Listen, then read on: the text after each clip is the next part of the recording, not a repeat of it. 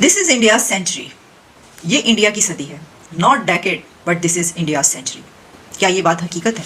ये सदी इंडिया की सदी बनने जा रही है। इंडियन इकोनॉमी के हवाले से हम बात करेंगे। एक यूएस की रिपोर्ट सामने आई है, हमारे सामने आई है, और गोल्डमैन मैच ने ये बात की है कि सेकंड लार्जेस्ट इन्वेस्टमेंट बैंक है वो, और उन्होंने ये कहा है कि इंडिया की जो इकोनॉमी है आने वाले टाइम में वो यूएस को बीट कर देगी। यही चलने फिरने की दादी, और तो कुछ सहूलत नहीं है। आपको पता है कश्मीर में किस चीज़ की सहूलत है? किसी चीज़ की भी नहीं है। आटा नहीं मिल रहा। जब गाड़ी आती है तो लोगों के नाम लिखे होते हैं, और जिन के होते हैं उनको मिलता है, बकाया नहीं मिलता। इसके ऊपर कुछ सर्वे भी हुए हैं और रिपोर्ट्स भी शाया हुई हैं।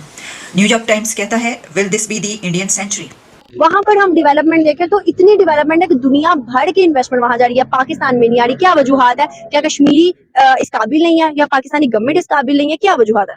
और वो सेकंड लार्जेस्ट कंट्री बन जाएगा इकोनॉमी वाइज, और ऐसा कहा है 2075 में होगा। जय हिंद दोस्तों, आज के भारत को 21वीं सदी का भारत कहा गया है। मोदी सरकार के आने के बाद भारत में डिजिटल क्रांति का भी संचार बहुत ज्यादा हुआ है। जिस तरह ई कॉमर्स ने भारत में जगह बनाई है, ठीक इसी तरह आज भारत में अनेक सरकारी सुविधाओं के लिए हम घर बैठे ऑनलाइन आवेदन कर सकते हैं। यहाँ तक कि अब तो यह सेवा बैंकिंग क्षेत्र में भी बढ़ गई है और अनेक डिजिटल बैंक्स भी भारतीयों के लिए उपलब्ध है। आगे बढ़ते हुए भारत को डिजिटल योगदान मिलने के बाद भारत में अनेक तरह के बदलाव आने शुरू हुए हैं, और हम कह सकते हैं कि आने वाला समय भारत का होगा। हार्वर्ड यूनिवर्सिटी के अर्थशास्त्रियों के अनुसार भारत की विकास दर लगभग 7% है, जो इसे सबसे तेज गति से विकास करने वाला देश बनाती है, और इसी वजह से वर्ष 2024 तक इसे चाइना से भी आगे ले जाएगी। यह शताब्दी इंडिया की शताब्दी है, यह कहना है अमेरिका की कई बड़ी बड़ी कंपनियों व अमेरिकन न्यूज़पेपरों का। आज दो ही ऐसी कंट्री है जो बहुत तेजी से विकास कर रही है, एक चाइना और दूसरा इंडिया। मगर आने वाले समय में इंडिया चाइना को भी पीछे छोड़ देगा। वहीं इस समय पाकिस्तान पर पूरा देश हंस रहा है, क्योंकि आज पाकिस्तान जिस कश्मीर के पीछे पड़कर पूरी तरह कंगाल हो चुका है, वहां पर पाकिस्तान की तरफ से कोई भी सुविधाएं उपलब्ध नहीं है। वहीं इंडियन कश्मीर में बहुत ज्यादा सुविधाएं लोगों को मिल रही है। तो दोस्तों आइए देखते हैं पाकिस्तान की इस वीडियो को। ये बात क्यों कही जा रही है?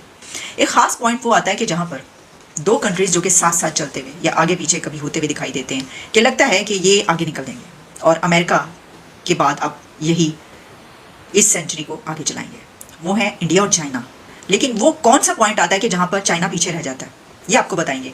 ये रिपोर्ट्स कहां पर आ रही हैं? देखिए, एक तो जैसे मैंने आपको बताया कि न्यूयॉर्क टाइम्स से लेकर दुनिया के जो मीडिया आउटलेट्स हैं वो इसके ऊपर पब्लिश करते हुए नजर आ रहे हैं। इससे पहले भी कई डॉक्यूमेंट्रीज भी बनी इसके ऊपर, और इसके अलावा मैकेंजी एंड कंपनी आप जानते हैं, और ये कंपनी जो है is a global management counselling firm founded in 1926 by university of Chicago, professor James O McKenzie इन्होंने की है। और इस तरह की बहुत सारी कंपनीज और इस तरह के सर्वे कर रही हैं कि कौन बनेगा इस सेंचुरी का, इस सदी का बादशाह। ये सिर्फ अब डेकेड तक बात नहीं रह गई, बात बहुत आगे जा चुकी है।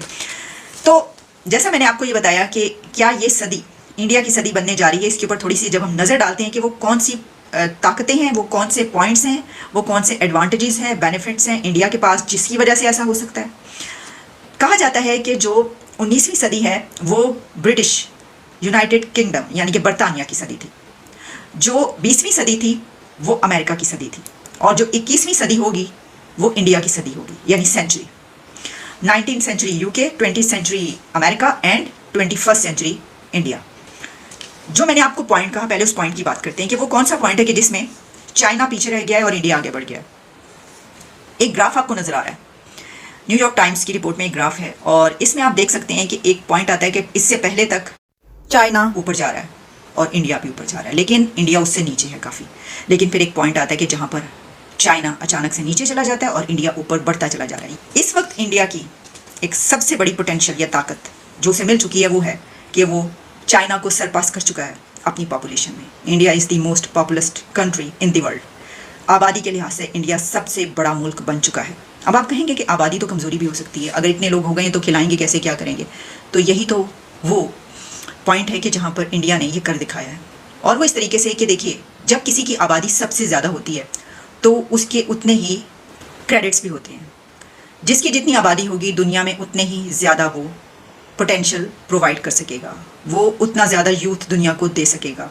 वो कंट्री जिसकी आबादी सबसे ज़्यादा होगी वो दुनिया के प्रॉब्लम्स की सोल्यूशन पेश कर सकेगा, उसकी टेक्नोलॉजी सबसे ज़्यादा दुनिया में पहुंचेगी, उसकी एजुकेशन को दुनिया सराहेगी और उसके लोग पूरी दुनिया में सबसे ज़्यादा काम करते हुए नजर आ रहे होंगे। रिपोर्ट हमारे सामने आ रही है यूएस के बैंक ने जो लार्जेस्ट इन्वेस्टमेंट का बैंक है उन्होंने ही ये प्रेडिक्शन कर दी है कि आने वाले टाइम में इंडिया सेकंड रैंक पर होगा और यूएस को बीट कर देगा। क्या कहेंगे? और काफी इंटरनेशनल लेवल पर इस पर चर्चा की जा रही है, क्या कहेंगे? कोई नई बात क्या कह रहे हैं इसमें, तो मुझे तो ये भारत सोने की चिड़िया था, है और रहेगा, ये तो कोई नई बात नहीं है। ये तो इन्हीं के लोगों ने हमें सिखा दिया था कि हम जो है वो क्या मूर्ति पूजा करने वाले लोग हैं, तो हमें इकोनॉमी नहीं पता, हमारी प्रिमिटिव लाइफस्टाइल, ऐसे ऐसे कह के पता नहीं क्या क्या दुनिया में फैला दिया था। हम तो कहते थे कि हमें इकोनॉमिक्स भी आता है, हमें ही लोगों ने सिखा दिया कि हिंदू ग्रोथ रेट जो होता है वो 1-2% से होता है, इससे ज्यादा इनके अंदर नहीं है। आज सच्चाई आ गई दुनिया को सामने, जब हमने अपनी रियल जो टैलेंट दिखाना चाहा। आप देख लीजिए, जो 2 मेजर मार्क दिए हैं गोल्डमैन सैक्स ने, एक है डिपेंडेंसी रेशियो जो है वो कम होगी। डिपेंडेंसी रेशियो का मतलब कि फैक्ट्री का जो मैन्युफैक्चरिंग यूनिट जो होगी, यानी फैक्ट्री लगने की संभावनाएं वो ज्यादा होंगी, ज्यादा लोग वर्क फोर्स में होंगे, राइट। सो व्हेन यू से डिपेंडेंसी रेशियो कम होने वाली है, उसका मतलब है कि 0 से 14 और 65+ ईयर्स के लोग जो कि किसी और के ऊपर डिपेंडेंट होते हैं, वो लोगों की संख्या कम होगी, यानी you will have more work force. तो this is what you call demography dividend. India की आईआईटी और दूसरे जो उनकी यूथ है वो जब किसी दूसरे कंट्री में जाती है तो उनको डिमांड किया जाता है कि हमें ये चाहिए ताकि वहाँ पे जो पढ़ाया जाता है वो हमें पता चल सके, इनकी कैपेबिलिटी से हम फ़ायदा उठा सकें। ये हो चुका है अब दुनिया में। और इसी के साथ टेक्नोलॉजी, इकोनॉमी, आप देखिए कि इस वक्त पूरी दुनिया पर कौन रूल कर रहा है? भारत की यूथ। पूरी दुनिया की टेक कंपनीज के सीईओज कौन हैं? भारत के नौजवान। और सिर्फ यही नहीं बल्कि उन कंपनीज में उनसे नीचे भी काम करने वालों की बड़ी तादाद भारतीय नौजवानों की है।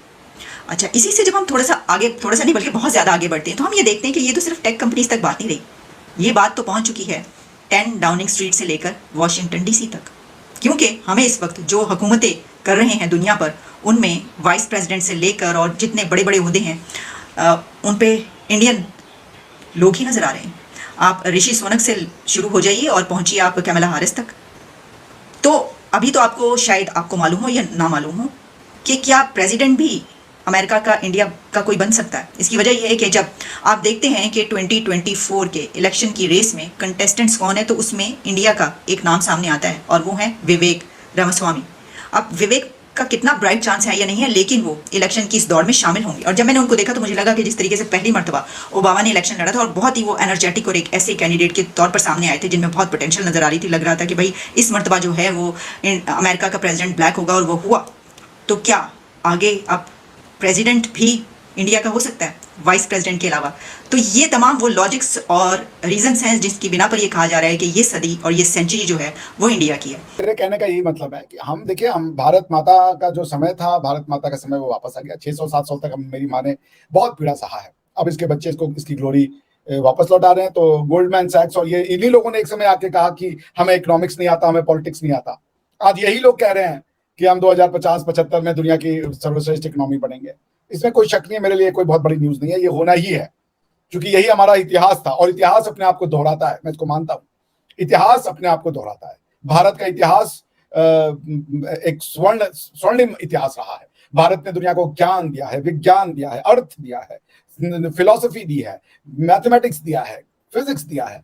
आज भारत फिर से अपनी उस पुरानी ग्लोरी को पाने जा रहा है, और माँ भारती को मेरा नमन है। बताइएगा अभी हालात कैसे चल रहे हैं? पिछली जानिब देखें, कुछ टाइम पहले तो यहाँ पर आटे की सब्सिडी नहीं दी जा रही थी, आटे की किल्लत थी और भी बहुत सी जो मसले थे। लेकिन अभी की अगर हम बात करें, क्या बेहतरी आ रही है या नहीं आ रही? बस वही हाल है, उसी तरह। मतलब आटा नहीं मिल रहा, जब गाड़ी आती है तो लोगों के नाम लिखे होते हैं, जिन के होते हैं उनको मिलता है, बकाया नहीं मिलता।